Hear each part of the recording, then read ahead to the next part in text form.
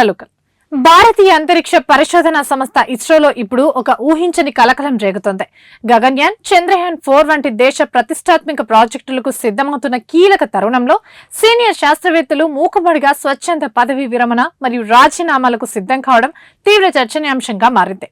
ఒకేసారి 100 మందికి పైగా గ్రూప్ ఏ శాస్త్రవేత్తలు, సాంకేతిక నిపుణులు తప్పుకోవాలని నిర్ణయించుకోవడం ఇప్పుడు అంతరిక్ష విభాగాన్ని ఆందోళనలో పడేసింది. గడిచిన ఏడాది కాలంలో దేశంలోని వివిధ ఇస్రో అనుబంధ కేంద్రాల నుంచి, ముఖ్యంగా తిరువనంతపురంలో నుంచి విక్రమ్ సారాభాయ్ అంతరిక్ష కేంద్రం, బెంగళూరులోని you are Rao space centre, Satish Dhawan space centre నుంచి ఏకంగా 120 మందికి పైగా సీనియర్ శాస్త్రవేత్తలు స్వచ్ఛందంగా పదవీ విరమణ, రాజీనామాలు చేశారు. వాహక నౌక MK3 ప్రాజెక్ట్ డైరెక్టర్ చిక్టి జోసెఫ్ ఈ ఏడాది ఫిబ్రవరిలో రాజీనామా చేయగా, ఆ తరువాత గగన్యాన్ మిషన్ సీనియర్ డైరెక్టర్లు కూడా వైదొలిగారు. ఈ పరిణామాలపై అంతరిక్ష శాఖ తీవ్రంగా అప్రమత్తమైంది. అంతరిక్ష శాఖ సంయుక్త కార్యదర్శి SR రాజశేఖర్ ఆయా సంస్థలకు అంతర్గతంగా కీలక ఆదేశాలు జారీ చేశారు.